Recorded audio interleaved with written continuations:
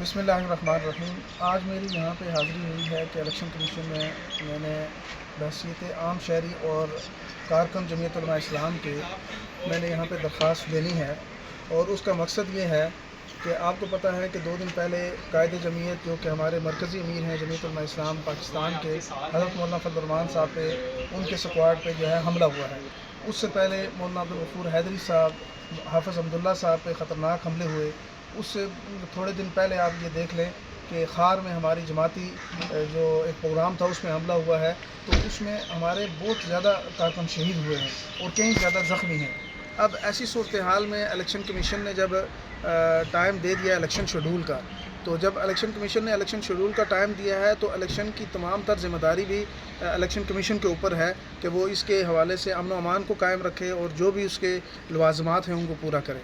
अब हमारे जो साथी हैं वो सोशल मीडिया के थ्रू और उसके अलावा जो है वो दीगर जो प्लेटफॉर्म्स हैं उनके थ्रू तो अपने जज्बात का इजहार करते हैं और इस वाक़े की मज़म्मत तो करते हैं, लेकिन मैंने ये सोचा कि एक आम शहरी की हैसियत से और एक आम कारकुन की हैसियत से इलेक्शन कमीशन में ऑफिशियली एक अपना एहतजाज रिकॉर्ड किया जाए और दरख्वास्त दी जाए कि एक दिन में क़यादत नहीं बनती है। लीडर के पीछे जमात की कुर्बानियाँ होती हैं, कारकुनों की कुर्बानियाँ होती हैं, उसके बाद लीडरशिप सामने आती है और यहाँ पे एक आवाज़ में जो है वो लीडरशिप को खामोश कर दिया जाता है और कोई पूछने वाला नहीं है। और मजहबी क़ुव्वतों का पाकिस्तान के लिए हमेशा कुर्बानियाँ हैं। तारीख़ भरी पड़ी है कि जब भी मुश्किल वक्त आया है मजहबी क़ुव्वत जो है वो पाकिस्तान के साथ खड़ी है। और मौलाना फजल रहमान साहब का इस पाकिस्तान पे एहसान ये है कि आज अगर मैं यहाँ खड़ा हूँ और मेरे हाथ में किताब है, बंदूक नहीं है, तो ये मौलाना फजल रहमान साहब ने मुझे सबक पढ़ाया है।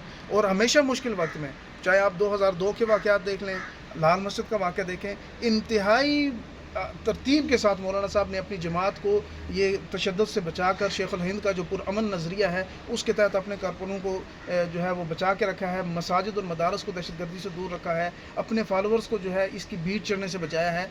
और मुल्क को भी इसका जो नुकसान होना था, मुल्क के किसी भी इदारे और किसी भी उसके से टकराव की पॉलिसी को मौलाना ने हमेशा कंडम किया और अपने कारकुन को इसके साथ नहीं आने दिया। और किसी कारकुन ने अगर उसको किया तो उसको जमात से साइड पे किया है। अगर मौलाना साहब ने इतनी कुर्बानी दी है इस मुल्क के लिए कि उन्होंने हमेशा मुश्किल वक्त में मुल्क का साथ दिया है, तो आज देखें कि पे दर पे आप 2008 के बाद से देख लें कि कौन सा मतलब टेन्योर ऐसा है जिसमें मौलाना के ऊपर हमले ना हुए हों।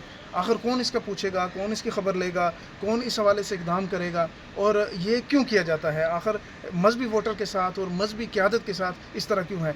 हैदरी साहब पे जो हमला हुआ 2017 में, उसमें आपको पता है कि ये सेनेट के यहाँ सरकारी मुलाजमीन भी वहाँ शहीद हुए, लेकिन वहाँ जो कारकुन शहीद हुए, एक कारकुन जब शहीद होता है तो उसके पीछे जो फैमिली मेम्बरान्स हैं आपको पता है उनका क्या बनता है। हमारे यहाँ तो सारे ये मुतवस्सित दर्जे के और गरीब दर्जे के कारकुन हैं मौलाना साहब के, और ये बिल्कुल इखलास के साथ मुल्क के साथ चलते हैं और मुल्क के साथ वफादारी का इन्होंने अहद किया हुआ है।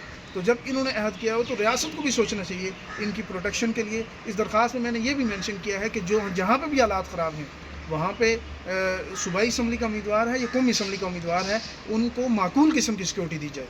सिर्फ ऐसी सिक्योरिटी के नाम पे नहीं, माकूल किस्म की, ताकि वो अपना स्टांस लेके, अपना बयानिया लेके, अपना मौक़िफ़ लेके अपने वोटर तक पहुँच सके।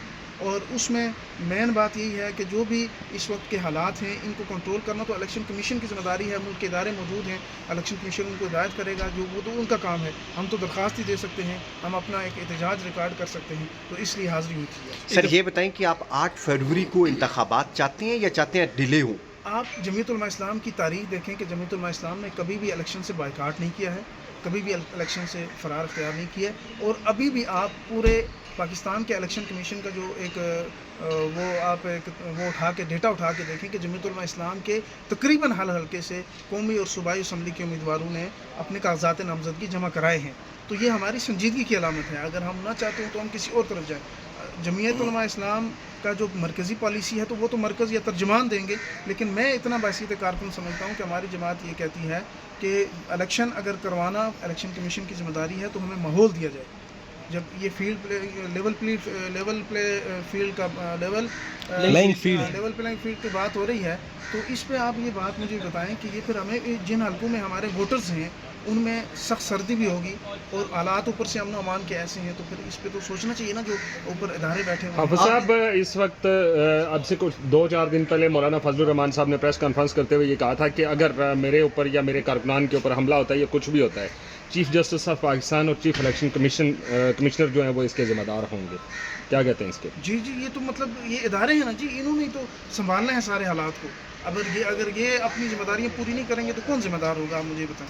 आपकी दरख्वास्त से इलेक्शन जो है वो मुलतवी हो सकते हैं या कम से कम लेट हो सकते हैं, इससे जो मुल्क में जमहूरी नहीं, सिस्टम है हमारा वो स्टांस मुतासर होने का इसमें खदशा है। नहीं है इसमें दरख्वास्त में, सिर्फ ये है कि हमें सिक्योरिटी दी जाए हमारे कारकुन को। अच्छा, मौलाना साहब पर जब हमला हुआ था तो मौलाना साहब टीएलपी से जो है वो मुलाकात करने के लिए गए हुए थे, जमात टीएलपी के पास, इस बारे में क्या कहेंगे? आपकी बात है, ये ऐसी कोई खबरें चल रही हैं सोशल मीडिया नहीं पर? ऐसा बिल्कुल नहीं है। मौलाना साहब वो थे, उनके स्कॉट पे हुआ है, और मौलाना किसी से इस तरह के खुफिया मुज़ाकरात नहीं करते हैं। मौलाना एक कौमी शख्सियत है, उनकी जब भी बात होती है तो वो बिल्कुल सामने होती है सारी चीज़ें।